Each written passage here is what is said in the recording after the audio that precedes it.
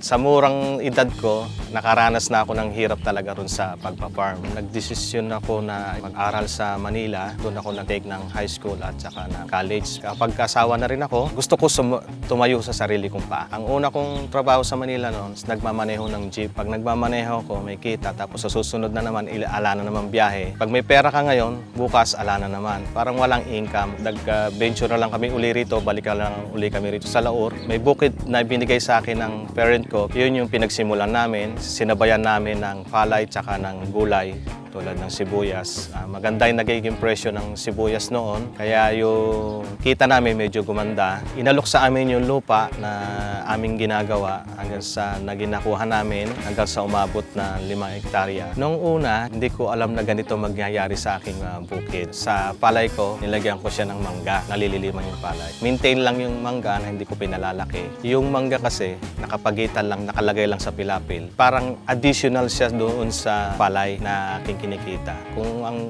isang banos ay kumikita ako ng 70,000. Sa mangga, pag nag-harvest din ako, ganun din. Nasa 70,000 din ang kinikita ko. Dito naman sa gulay, pag nagbe-vegetable ako, hindi lang isang crop din. Paiba-iba yan. Mais, kamatis, sili, iba-iba siya. Saka ang integrated, pinapayo ko rin sa mga magsasaka. Pagka kasi ang isang crop, nasiraan ka, meron ka pang pagbabawian sa iba. Compare doon sa isa lang crop ang gagamitin mo sa palay na typhoon, wala na. Kung may mga hayop ka, mayroon kang pagbabawian, may pagkukunan ka. At yung mga excess mo naman na iba roon sa mga palay mo, sa mga ibang crop mo na vegetable na hindi na pwedeng pakinabangan, na makikinabang naman noon ay yung mga hayop. Alam tumatapang, parang umiikot lang ang mundo dito sa pagsasaka basta't integrated ka. Malaki ang kita basta't masipag ka, marunong kang dumiskarte at saka aalamin mo yung bawat buhay ng bawat isang halaman mo at ang buhay ng hayop. Kailangan alam mo kung kailan mo maibebenta yan. Hindi yung sa isang buwan, benta ka lahat tapos sa susunod buwan, ala na naman. Full attention.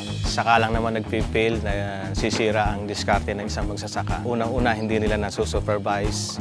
Ika nga, weekend farmer lang sila. Isa yan sa mga hindi nagtatagumpay sa pagbubukid. Yung gagawin mo, huwag mo iaasa sa mga tao mo, sa mga nakapaligid sa'yo. Mismo ikaw ang gagawa. Sa umaga, gising ako umaga, 4 o'clock, luto na ako ng pagkain ng hayop. 6 o'clock, nasa hayop na ako. Pakain na ako ng baboy, tupa, baka, manok, lahat. Within 9 o'clock, tapos na, nandito na ako sa lilim. Hindi na ako lumalakad ng mainit. Basta alam mo yung time management mo, walang fail dun sa gagawin mo. Walang mahirap, madali lahat. Pangatlo, kailangan yung market. Yung market mo, marunong kang humanap ng pagbibigyan mo ng magandang magbayad. Pag hindi ko ginawa yung ganong strategy na ako mismo naghanap, baka palagay ko, hindi ko aabutin yung ganitong katayuan ko ngayon. Lahat yan, nakarecord ko ano yung ginagawa mo. Kung pwede kang magbawas kung saan. Kasi minsan sumusobra tao, yung bayad mo, lumalaki yung gastos mo. Kailangan i-record mo yung ginagawa rito sa bukid. Yung kita mo, hindi lahat mo ibibigay sa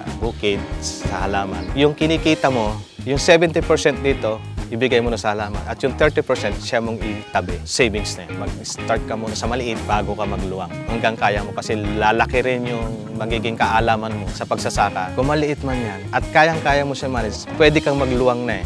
Unti-unti mo nang gagawin na. Pero kung kukuha ka agad ng niya para kang dumampot ng buhangin, na lumalabas lang dun sa palad mo. Lagi kang dapat positive. Kailangan talaga kahit mahirap yan, kahit ano, puntahan mo yan. Gawin yung passion yung pagsasaka para maging successful na katulad ko.